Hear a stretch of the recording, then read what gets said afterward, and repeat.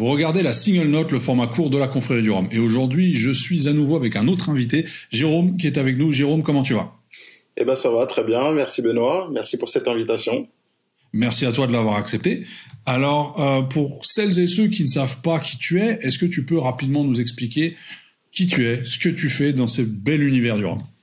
Alors, qui je suis personne en vérité. Hein. Je suis un monsieur tout le monde qui s'intéresse au rhum depuis maintenant quelques années.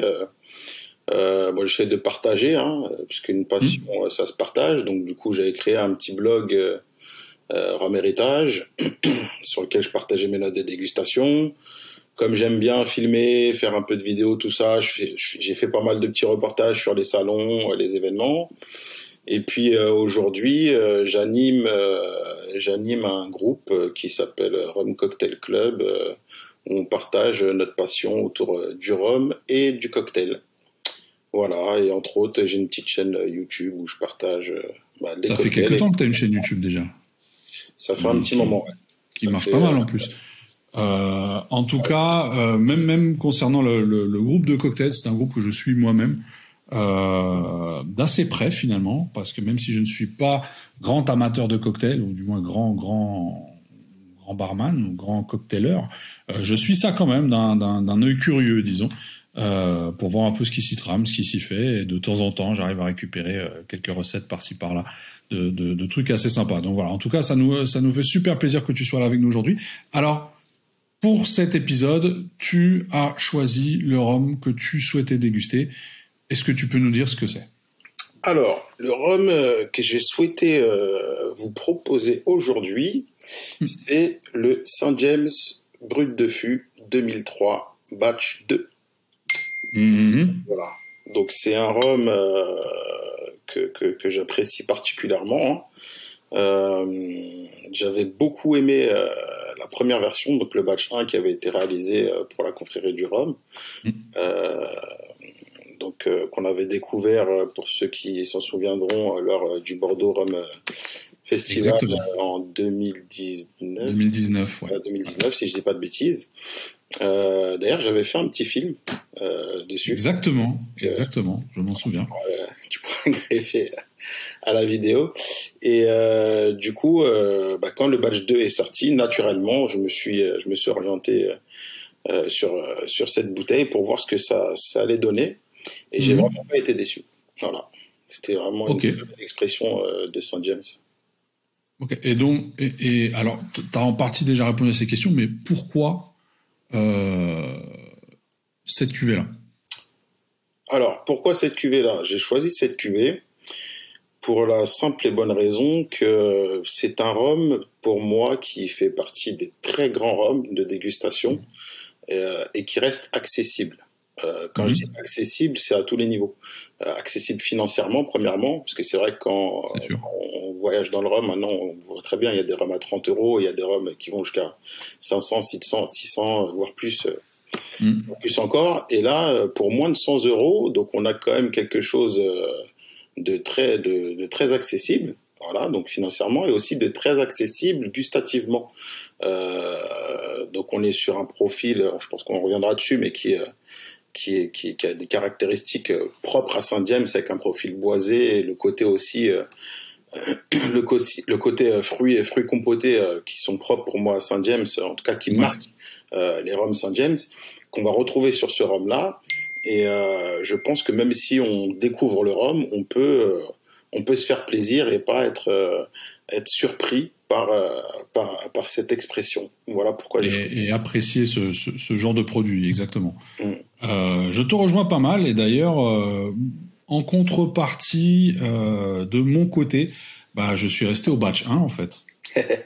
C'est aussi simple que ça. Je m'en doutais. Je m'en doutais, mais bon. Alors, en plus, c'est clairement le dernier verre que je vais pouvoir me servir de ce batch, parce que la bouteille est vide. La bouteille est morte. Il me reste, en fait, ça c'est la bouteille qui est vide. Il me reste un petit peu de ce batch 1. Je pourrais te faire un sample. Ah, c'est super. Franchement, c'est super généreux de ta part. C'est triste quand même que à mon niveau, je sois obligé qu'on m'envoie des samples de ces bouteilles-là. Mais bon, je n'ai vraiment plus aucune cuvée de la confrérie chez moi. Donc c'est très triste. C'est très très triste. J'ai du mal à les garder en fait. J'ai vraiment du mal à les garder. Je ne les collectionne absolument pas.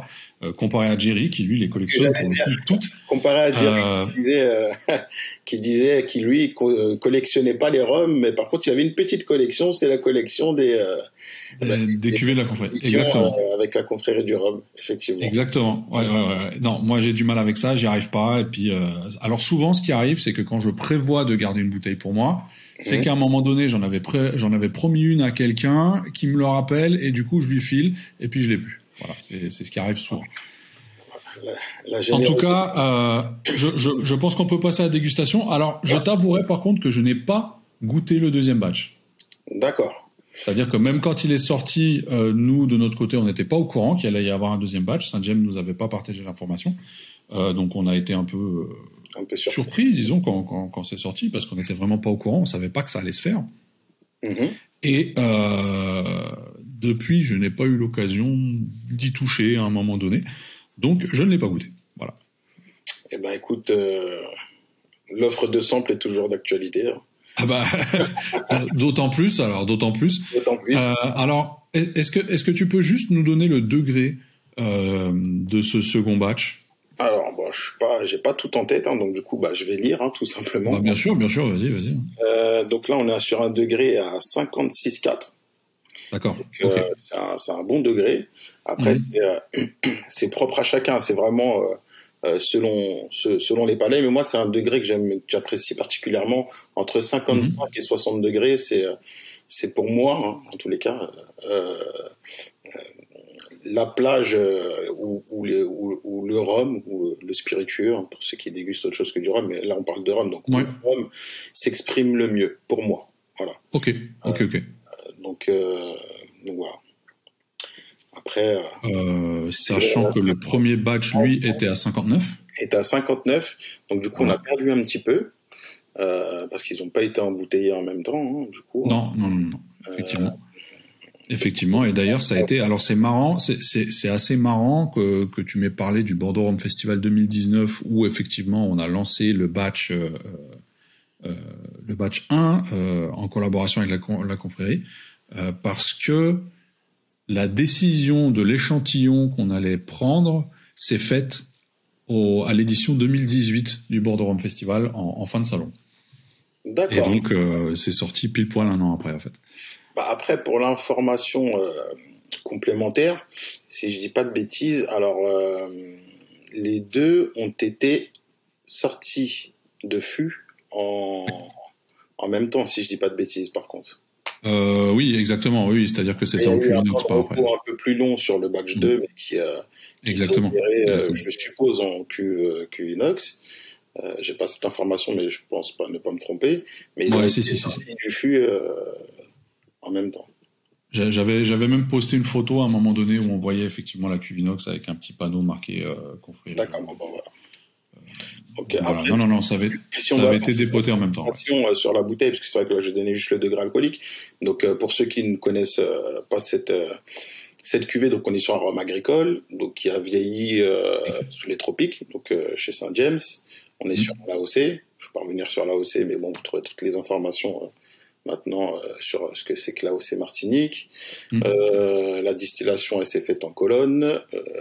Et donc, on est sur un millésime de 2003 qui est embouteillé à 56,4 degrés. Et on est sur une édition limitée, pour le coup, hein, avec 2100 bouteilles. Voilà pour toutes les petites informations liées à cette cuvée. Alors, je propose qu'on passe à la partie dégustation. Allez. Écoute, hein, déjà, pour ma part, sinon, on va faire dans l'ordre. On fait batch 1, batch 2 après. Je te laisse commencer ou je commence? C'est comme tu veux.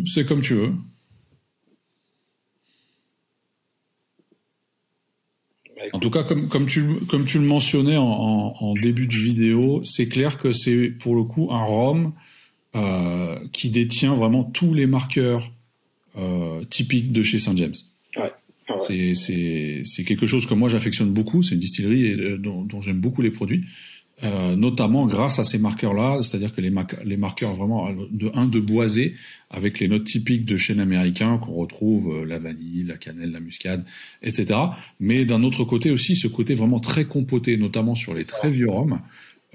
qui est vraiment typique et qu'on retrouve d'ailleurs beaucoup plus même sur d'anciens millésimes vraiment d'époque, où ce côté, plus on va aller en arrière dans le temps, plus le côté compoté sera vraiment présent dans ces produits-là, et c'est vraiment ça que j'apprécie beaucoup sur ce genre de produit, effectivement. Bah, c'est vrai que ces deux profils, donc le côté boisé, le côté compoté, on va le retrouver aussi dans d'autres rhums, pas forcément chez Saint James, mais je trouve que ceux qui maîtrisent le mieux cette alliance des deux profils, bah, c'est chez Saint James. C'est quelque chose qui est vraiment très sympa. Après, pour le côté boisé, c'est quelque chose qu'on va retrouver dans beaucoup de rhums vieux, hein, on va pas se mentir. Mais après, ce boisé, il peut être maîtrisé ou non. Et t'as des boisés qui sont très désagréables, et t'as des boisés qui sont qui marchent bien. Et là, en l'occurrence, celui-ci marche bien, que ça soit avec un cigare, que ça soit seul, tout simplement en dégustation. Pour d'autres modèles, peut-être pas avec celui-ci, quoique ça pourrait se faire, mais je préfère le garder en dégustation ou même en cocktail. Par exemple, un Saint James XO ou même un VSOP qui va avoir un côté boisé qui va être vraiment très, très appréciable, notamment par exemple dans un old fashion. Voilà. Tu m'as amené sur une question assez intéressante. Il y a sûrement des gens qui ont les poils qui s'irrissent quand tu parles de faire des cocktails avec ce genre de cuvée. Est-ce que pour toi, parce que je sais qu'il y a des gens qui ont des problèmes, et je voulais avoir ton avis, mais qui ont des problèmes avec le fait d'utiliser des bouteilles chères, des rhums chers, premium, de très grande qualité pour faire des rhums de dégustation, souvent, pour faire des cocktails. Est-ce que toi, ça te pose problème, ça? Pas du tout. Mais pas du tout. Moi, je le fais pas spécialement parce que, comme je te disais, je préfère les garder pour de la dégustation pure. À un moment donné, comme on l'a dit, c'est des bouteilles limitées. Donc, après, c'est chacun voit son utilisation, ce qu'il veut en faire. Mais par contre, ça ne me choque pas du tout. Au contraire, même, j'ai envie de dire, le cocktail, on va pas faire un cours de cocktail, mais le cocktail, s'il est bien réalisé, avec des bons ingrédients, s'il est respecté, s'il y a une trame, s'il y a une histoire, s'il y a tout ce qui va avec, hein, au contraire, au contraire. Par contre, si jamais tu me prends le Brut de Fût 2003 et que derrière tu vas le massacrer en mettant des ingrédients qui vont pas du tout coller avec le profil de ce rhum-là, ou alors parce que la qualité des produits qui vont rentrer dans la composition de ton cocktail sont des produits de qualité médiocre ou même pire que ça. Là, oui. Là, bien sûr que ça va me choquer. Maintenant, si jamais c'est respecté, c'est fait avec des bons produits, le but, c'est de sublimer une base, hein, pour moi. Hein, c'est ma définition du cocktail qui n'appartient qu'à moi, c'est de sublimer la base. La base, c'est ton spiritueux ou ça peut être ta liqueur si jamais tu utilises une liqueur en base, mais c'est de la sublimer. Donc, tu vas apporter des ingrédients, des fruits, des bitters, des liqueurs ou autres, pour venir souligner le profil aromatique de ta base.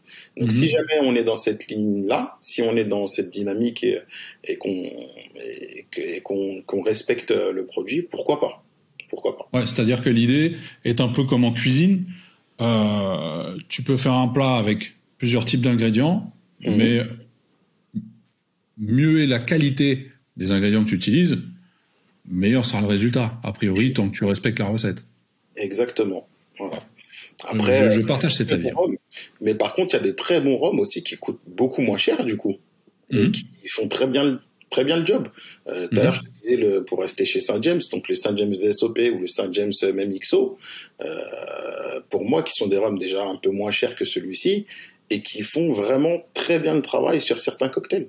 Donc voilà, je préfère garder ce type de rhum pour la dégustation, et ceux qui coûtent un petit peu moins cher, mais qui ont quand même des belles expressions pour les cocktails. Mais ça ne me choque pas du tout qu'on l'utilise pour faire du cocktail.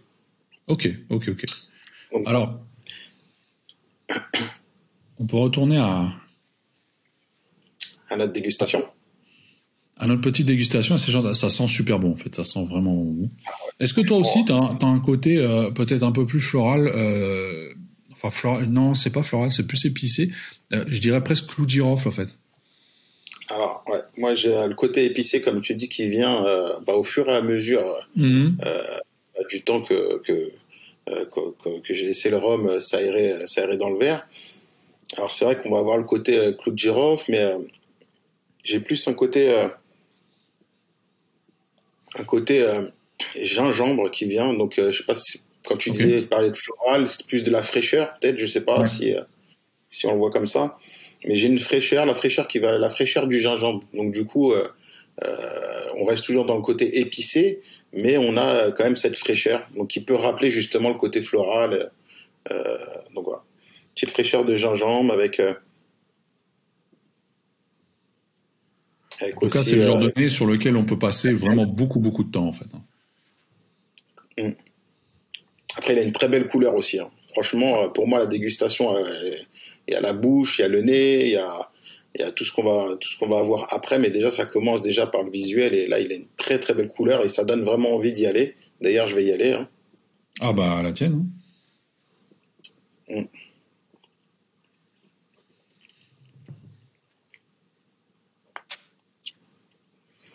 Et ouais, c'est vraiment très puissant. C'est très puissant. Alors, il y a une attaque assez franche, quand même, hein. Ouais. Ouais. Sur le mien, c'est vraiment, l'attaque, elle est vraiment franche. Maintenant, si on s'y prépare, Mhm.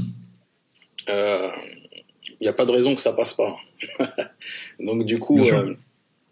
faut le savoir. Faut le savoir qu'on a une attaque qui est vraiment très puissante. Maintenant, on est vraiment sur le côté boisé qu'on disait tout à l'heure.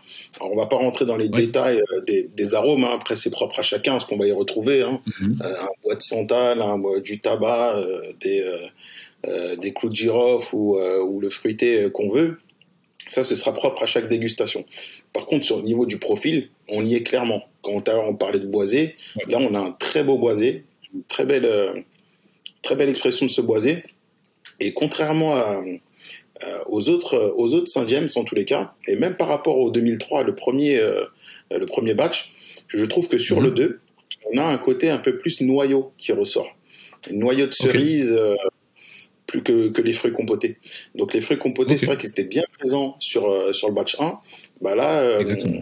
ça tire un peu plus sur le côté noyau de cerise, noyau d'abricot, tout ce qui est noyau, quoi. Et après, en fin de bouche, effectivement, on a le côté compoté qui revient et qui tapisse tout le palais pour garder une super longueur en bouche. Alors ça, ce sont deux expressions des brutes de fût de Saint James, toutes les deux de 2003, mais il y en a eu d'autres quand même, hein. Faut le Il y en a eu préciser. d'autres, oui. D'ailleurs, j'ai une petite liste. Alors je pense les avoir tous, mais d'ailleurs, c'est aussi pour ça que j'ai choisi ce brut de fût. C'est tout Mhm. simplement parce que chez Saint James, il n'y en a pas eu beaucoup des brutes de fût. Si je dis pas de Non. bêtises, il y en a eu De, 1, 2, 3, il y en a eu 6. de Il y en a eu mémoire, 6. j'en comptais. Ah, 6, j'en comptais 5. Mais ok, vas-y. Il y en a eu, après, là, il y en a eu 6. Et c'est l'un des derniers qu'on retrouve. C'est-à-dire que tous les autres, ils sont sold out. Donc, si Oui. on reprend chronologiquement parlant en date de sortie, ils en avaient fait un pour Vélier, donc les Pour Villiers. 70 ans de Vélier. C'était un brut C'était de un fût 2000. 2008, il me semble, non? Voilà, embouteillé à 60 degrés 8. Ouais. Ensuite, ils en ont fait un pour Wine and Beer, VNB. Mhm. C'est un brut de fût 2008.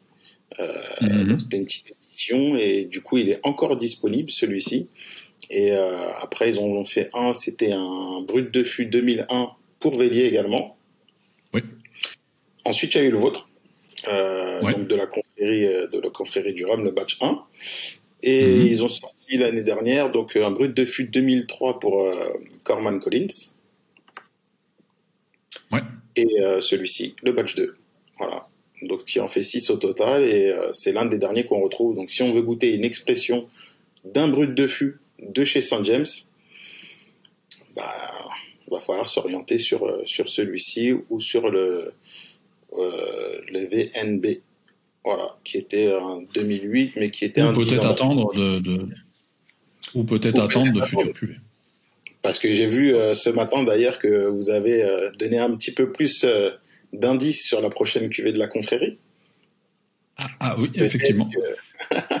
peut-être que on Effectivement, retrouve les Saint James, effectivement. non? Non, je peux le dire, ça ne sera pas Saint James. Ok. Voilà. Et ce sera pas un En tout blanc cas, non plus, du alors coup. non, parce que le sérum a été vieilli, donc ce ne sera pas un blanc non plus, effectivement. Si on suit les indications de l'étiquette, on sait déjà qu'on est sur un vieux. Mhm. Voilà.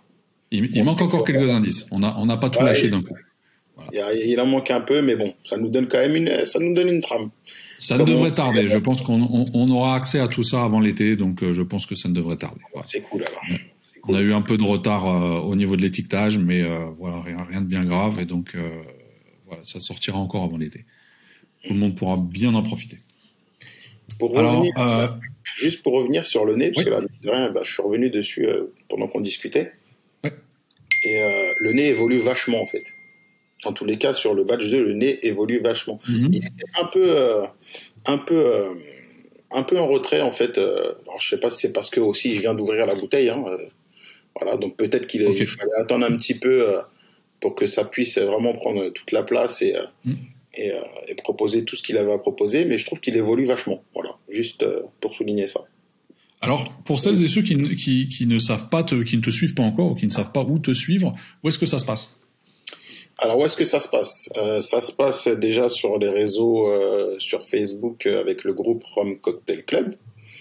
Donc, il suffit juste de demander à y entrer. Vous avez 2 ou 3 questions pour entrer dans le groupe, mais c'est un groupe qui est ouvert à tout le monde, aux débutants, comme aux amateurs, comme aux professionnels. Donc, l'idée, c'est vraiment de partager autour de cette passion, de resserrer la partie cocktail au rhum, donc c'est pour ça Rhum Cocktail Club du coup. Et donc voilà. Donc déjà vous pouvez nous retrouver sur ce groupe. Ensuite sur ma page, sur ma chaîne YouTube. Donc très simple, Jérôme RH. Voilà, une chaîne YouTube sur laquelle je partage des recettes de cocktails, mais aussi des recettes de plats. Voilà, parce que j'aime bien cuisiner aussi, donc je partage aussi des recettes de plats. Et puis sur les réseaux de manière générale, sur tous les groupes, parce que on est tous sur pas mal de groupes, donc on échange sur la confrérie du rhum, sur plein d'autres groupes, et du coup, voilà, on peut se retrouver un petit peu partout. Super. Bah écoute Jérôme, en tout cas, ça m'a fait plaisir de partager ce petit moment avec toi. Merci à toi. Aussi. J'espère qu'on aura l'occasion de se revoir en vrai également bientôt. J'espère aussi. Et puis, qu'est-ce qu'on peut te souhaiter ? Ce qu'on peut me souhaiter, franchement, je vais pas faire le mec blasé, mais en fait, j'ai déjà tout. Donc, je suis très bien comme ça, donc que ça continue. Alors, on va te souhaiter que ça continue. Plus de rhum et la santé, bien évidemment. Exactement, surtout ça. Voilà. En tout cas, je te remercie. Bonne continuation, une très belle émission. Merci. Et, voilà. Donc, et à vous, chers spectateurs, si vous avez aimé cette émission, n'hésitez bien évidemment pas à la partager, que ce soit de YouTube, mais également de la visionner, peut-être de la liker et de la commenter sur la confrérie du rhum. Et puis moi, je vous dis à la semaine prochaine avec un autre invité. Bye bye. Ciao.